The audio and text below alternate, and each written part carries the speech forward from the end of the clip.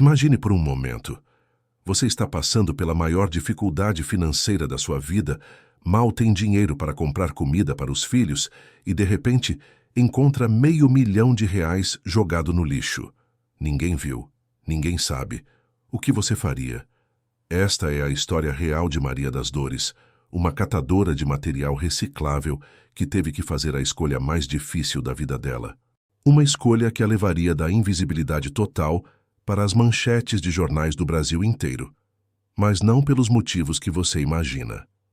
Prepare-se para uma história que vai te fazer questionar seus próprios valores e te deixar indignado com o que aconteceu depois. Me conta nos comentários, você teria a coragem de fazer o que ela fez? Vamos descobrir juntos o que acontece quando a honestidade encontra a ganância. 4h30 da manhã. O despertador quebrado de Maria das Dores não funcionava há 2 anos, mas seu corpo já estava acostumado a acordar antes do sol nascer. Aos 42 anos, sua rotina era sempre a mesma: levantar, tomar um café fraco e aguado, verificar se os filhos ainda estavam dormindo e sair para mais um dia, catando material reciclável pelas ruas de São Paulo. João, de 8 anos, e Ana, de 12, dormiam no único quarto da casa de 2 cômodos no Capão Redondo. Maria dormia na sala, num colchão velho que servia de sofá durante o dia. A geladeira havia quebrado há 6 meses e ela não tinha dinheiro para consertar. Guardava as poucas coisas que precisavam ficar geladas na geladeira da vizinha, Dona Conceição. Mãe, não tem nada para o café da manhã. Ana havia reclamado na noite anterior. Amanhã eu trago pão, filha. Prometo. Era uma promessa que dependia de quanto material reciclável ela conseguiria catar naquele dia. Com sorte, 30. Em dias ruins, voltava para casa de mãos vazias. Maria pegou seu uniforme de trabalho, calça jeans remendada, blusa de manga comprida para se proteger do frio, tênis furado que ela havia consertado com fita isolante e uma touca de lã que Ana tinha ganhado na escola. Colocou a mochila nas costas e pegou o carrinho de supermercado abandonado que havia encontrado e reformado. Sua ferramenta de trabalho. A Vila Madalena era seu território preferido. As casas grandes produziam mais lixo e os moradores jogavam fora coisas que ainda serviam. Latinhas, garrafas PET, papelão, às vezes até roupas ou eletrodomésticos que ela podia vender. Naquela segunda-feira de julho, estava especialmente frio. Maria começou pela Rua Harmonia, depois subiu pela Rua Aspicuelta, vasculhando lixeira por lixeira. Os seguranças dos prédios já a conheciam e não implicavam mais. Sabiam que ela era trabalhadora, não causava problemas. Por volta das 7 horas, chegou a uma mansão na Rua Girassol. Uma casa imensa, com jardim, piscina que dava para ver por cima do muro e 2 carros importados na garagem. O lixo estava na calçada. 5 sacos pretos grandes. Essa casa sempre tem coisa boa, pensou Maria, abrindo o primeiro saco. Garrafas de vinho caras, latas de cerveja importada, embalagens de comida gourmet. Maria separava tudo metodicamente. No terceiro saco, achou uma cafeteira elétrica que parecia estar funcionando. Poderia vender por uns R$40. Foi quando abriu o 4º saco que sua vida mudou para sempre. No meio de papéis amassados e embalagens, havia uma sacola preta de plástico, pesada, amarrada com um nó. Maria abriu. Seu coração parou. Dinheiro. Muito dinheiro. Maços e maços de notas de 100 e 200, organizados com elástico. Suas mãos tremeram quando começou a contar. R$500 mil. Maria sentou na calçada, olhando para aquela fortuna. Era mais dinheiro do que ela veria em 10 vidas inteiras de trabalho. Com isso, poderia comprar uma casa, dar educação para os filhos, nunca mais passar necessidade. Ninguém tinha visto. Ninguém saberia. Poderia simplesmente colocar o dinheiro na mochila e ir embora. Mas então, ouviu a voz da mãe que havia morrido há 5 anos. Maria, você pode ser pobre, mas sempre seja honesta. Dinheiro que não é seu não traz felicidade. Maria ficou ali parada por quase 20 minutos, olhando para o dinheiro. R$500 mil. Sua mente começou a fazer contas. Com esse dinheiro, poderia dar entrada numa casa própria, comprar geladeira, fogão novo, roupas para as crianças, material escolar. Ana precisava de óculos há 2 anos, mas o exame custava R$ 200 que Maria nunca conseguia juntar. João sempre pedia para fazer natação, como os colegas da escola, mas as aulas custavam R$ 150 por mês. Impossível com o orçamento deles. Mãe, por que a gente é pobre? João havia perguntado na semana anterior, depois de um colega zombar do tênis furado dele. Maria não soube responder. Como explicar para uma criança de 8 anos que às vezes a vida é injusta? Que há pessoas que nascem com tudo e outras que trabalham até se quebrar e mesmo assim mal conseguem sobreviver? Ela pegou um dos maços de dinheiro. As notas estavam novas, cheiravam bem. Imaginou a cara de felicidade dos filhos se ela chegasse em casa com dinheiro suficiente para mudar suas vidas para sempre. Mas então lembrou de outra coisa que a mãe sempre dizia. Maria, se você pegar o que não é seu, mesmo que ninguém veja, você vai saber, e não vai conseguir se olhar no espelho. Maria guardou o dinheiro de volta na sacola, amarrou bem e respirou fundo. Sabia o que tinha que fazer, mesmo que fosse a coisa mais difícil da vida dela. Levantou, alisou a roupa e tocou a campainha da mansão.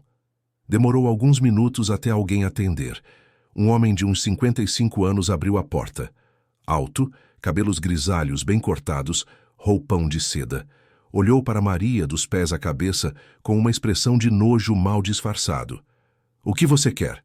Se é para pedir esmola, não dou dinheiro para viciado. Maria engoliu o insulto e segurou firme a sacola. Bom dia, senhor. Eu sou catadora. Estava mexendo no seu lixo e encontrei isso aqui. Ela mostrou a sacola. O homem franziu a testa. Isso o quê? Dinheiro, senhor. Muito dinheiro. R$ 500.000. A expressão do homem mudou completamente. Ele arrancou a sacola das mãos de Maria e olhou dentro. Ficou pálido. Onde você achou isso? No quarto saco do lixo, senhor. Estava no meio dos papéis. O homem, que se chamava Dr. Ricardo Mendonça, olhou para Maria com desconfiança. E você esperava que eu acreditasse que você achou R$ 500.000 e veio devolver? Qual é o seu jogo? Maria não entendeu. Não tem jogo nenhum, senhor. Eu achei no seu lixo e vim devolver porque não é meu. Dr. Ricardo deu uma risada sarcástica. Você me tomou por idiota. Catadora não acha R$ 500.000. Você roubou isso de algum lugar e agora está tentando se passar por santa. O coração de Maria começou a acelerar. Senhor, eu juro por Deus e pelos meus filhos que encontrei no seu lixo. Eu jamais roubaria nada de ninguém. Seus filhos? Dr. Ricardo riu com desprezo. Aposto que você tem uns 5 filhos de pais diferentes e vive de roubar para sustentar os viciados. Maria sentiu as lágrimas começarem a descer, mas tentou manter a dignidade. Senhor, eu tenho 2 filhos, trabalho honestamente todo dia e só vim aqui devolver o que encontrei. Se o senhor não acredita... Claro que eu não acredito, doutor. Ricardo gritou. Gente como você não devolve dinheiro por bondade. Só devolve quando é pega. Ele pegou o telefone. Alô, polícia? Quero fazer uma ocorrência. Tem uma catadora aqui que roubou R$ 500.000 e está tentando me enganar dizendo que achou no lixo. Em 15 minutos, 2 viaturas da polícia militar estavam na porta da mansão. Maria estava sentada na calçada, chorando baixinho, ainda sem entender como uma boa ação havia se transformado naquele pesadelo. Doutor. Ricardo recebeu os policiais como se fosse o prefeito da cidade. Obrigado por virem tão rápido, oficiais. Essa mulher roubou R$ 500.000 e agora está inventando uma história maluca de que achou no meu lixo. O sargento Santos, um homem de uns 40 anos, olhou para Maria com desconfiança. Senhora, seus documentos. Maria entregou o RG com as mãos tremendo. O policial conferiu seus dados no sistema. Maria das Dores Silva, tem alguma passagem? Não, senhor. Nunca fiz nada de errado na minha vida. É isso que todos dizem, comentou o outro policial, Cabo Rodrigues. Dr. Ricardo estava impaciente. Oficiais, ela obviamente roubou esse dinheiro. Catadora de lixo não tem R$ 500.000 para ficar devolvendo. Ela deve ter roubado de algum banco ou traficante, sei lá. Maria tentou explicar mais uma vez. Por favor, senhores policiais, eu juro que encontrei esse dinheiro no lixo dele. Eu acordo todo dia às 4:30 da manhã para trabalhar catando material reciclável. Sustento 2 filhos sozinha. Jamais roubaria nada de ninguém. E por que você não ficou com o dinheiro então? Perguntou o sargento Santos. Porque não é meu, senhor. Minha mãe me ensinou que dinheiro que não é da gente não traz felicidade. Os vizinhos começaram a se juntar na calçada. Alguns filmavam com o celular. Outros faziam comentários em voz baixa. Olha só a catadora tentando se passar por honesta. Com certeza roubou de algum lugar. Gente assim não muda nunca. Dr. Ricardo estava adorando a situação. Vejam só, ela ainda quer se passar por vítima. Oficiais, eu exijo que vocês revistam ela. Aposto que tem mais dinheiro escondido. Maria sentiu o mundo desabar. Senhor, por favor, não precisa me revistar. Eu não tenho nada que não seja meu. Mas os policiais já haviam decidido. Revistaram a mochila de Maria, o carrinho, até mesmo suas roupas, ali mesmo na frente de todo mundo. Encontraram R$ 23 em moedas, tudo que ela havia conseguido no dia anterior. Oficiais, Dr. Ricardo insistiu, quero registrar a ocorrência. Tentativa de estelionato, formação de quadrilha, sei lá. Gente assim tem que aprender que não pode enganar cidadão de bem. O sargento Santos fez algumas anotações. Senhor Ricardo, tecnicamente ela devolveu o dinheiro. É difícil caracterizar crime. Ela só devolveu porque foi pega. Se eu não tivesse descoberto, ela tinha sumido com a grana. Mas como o senhor descobriu se ela mesma veio devolver? Perguntou o cabo Rodrigues. Dr. Ricardo ficou sem resposta por um momento, mas logo se recompôs. Isso não importa. O importante é que ela é uma ladra e queria me enganar. Maria estava devastada. Nunca havia se sentido tão humilhada na vida. Ali estava ela, sendo tratada como criminosa por ter feito a coisa certa. Senhores policiais, ela disse com a voz quebrada. Se eu posso ir embora, eu gostaria de voltar para casa. Meus filhos devem estar preocupados. Pode ir, disse o sargento Santos. Mas não saia da cidade. Se precisarmos, vamos procurar a senhora. Maria pegou seu carrinho e começou a caminhar. Dr. Ricardo gritou pelas costas. E não volte mais aqui. Gente como você não é bem-vinda neste bairro. Os vizinhos riram. Alguns bateram palmas. O que nenhum deles sabia é que uma adolescente de 16 anos estava gravando tudo da janela do 2º andar da mansão. Beatriz Mendonça, filha de Dr. Ricardo, estava assistindo aquela cena com o coração partido e uma indignação que ela nunca havia sentido na vida. Quando viu a mulher mais honesta que já conheceu sendo humilhada pelo próprio pai, Beatriz tomou uma decisão que mudaria tudo. Beatriz esperou o pai entrar em casa e os policiais irem embora. Ainda estava em choque com o que havia presenciado. Conhecia o pai há 16 anos, sabia que ele era arrogante e preconceituoso, mas nunca tinha visto uma crueldade daquele nível. Ela havia gravado tudo. A mulher devolvendo o dinheiro, o pai acusando ela de roubo. A humilhação na frente de todos, os vizinhos rindo. 15 minutos de pura injustiça documentada. Pai, ela disse quando o Dr. Ricardo entrou na sala, você não acha que foi pesado demais com aquela mulher? Pesado. Ele riu. Beatriz, você é muito ingênua. Aquela mulher é uma ladra profissional. Catadora não devolve R$500 mil por bondade. Mas se ela fosse ladra, por que devolveria o dinheiro? Porque foi pega. Obviamente alguém viu ela pegando o dinheiro e ela ficou com medo. Beatriz balançou a cabeça. Pai, ninguém viu nada. Ela podia ter ido embora com o dinheiro e nunca mais aparecer. Mas ela escolheu fazer a coisa certa. Dr. Ricardo estava irritado. Beatriz, você não entende como o mundo funciona. Gente como aquela mulher não tem caráter. Eles só respeitam força. Gente como aquela, que tipo de gente, pai? Você sabe. Favelados, catadores, essa gentalha. Foi aí que Beatriz tomou sua decisão. Subiu para o quarto, pegou o celular e abriu o Instagram. Editou o vídeo, cortou para deixar mais impactante e escreveu a legenda. Meu pai humilhou a mulher mais honesta do Brasil. Ela achou R$500 mil no nosso lixo e veio devolver. Em vez de agradecer, ele chamou a polícia e a acusou de roubo. Que vergonha de ser filha de uma pessoa assim. Justica para Maria. por um preconceito. Honestidade. Postou no Instagram, TikTok, Twitter e mandou para todos os grupos de WhatsApp que participava. Em 2 horas, o vídeo tinha 50 mil visualizações. Em 6 horas, 500 mil. Em 24 horas, 2 milhões. Em 48 horas, 5 milhões de visualizações. E estava nos Trending Topics do Brasil inteiro. Os comentários eram devastadores para Dr. Ricardo.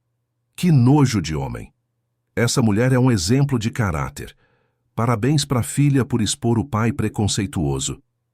Como pode humilhar quem fez a coisa certa? A mídia não demorou para encontrar Maria. Repórteres bateram na porta da casinha no Capão Redondo. Maria, que não entendia nada de redes sociais, ficou assustada quando viu as câmeras. Dona Maria, a senhora pode contar o que aconteceu? Entre lágrimas, Maria contou sua versão. Sua simplicidade, sua honestidade, a forma digna como falava sobre a humilhação que sofreu, tocaram o coração de milhões de brasileiros. Eu só fiz o que minha mãe me ensinou, disse para as câmeras. Pobre, mas honesta. Prefiro passar necessidade a vida inteira do que dormir sabendo que tenho o que não é meu. O Brasil inteiro se apaixonou por Maria das Dores. Enquanto isso, Dr. Ricardo estava vivendo um inferno. Seu escritório foi invadido por jornalistas. Clientes cancelaram contratos. A construtora dele começou a ser investigada por lavagem de dinheiro, depois que a história viralizou. Mas o pior ainda estava por vir. Na sexta-feira, 3 dias depois do vídeo viralizar, a Polícia Federal bateu na porta da empresa de Dr. Ricardo com um mandado de busca e apreensão. O delegado federal Paulo Henrique explicou. Dr. Ricardo, estamos investigando sua empresa por suspeita de lavagem de dinheiro e queremos saber de onde vieram os 500 mil reais que a catadora devolveu. Foi aí que o mundo de Dr. Ricardo desabou de vez.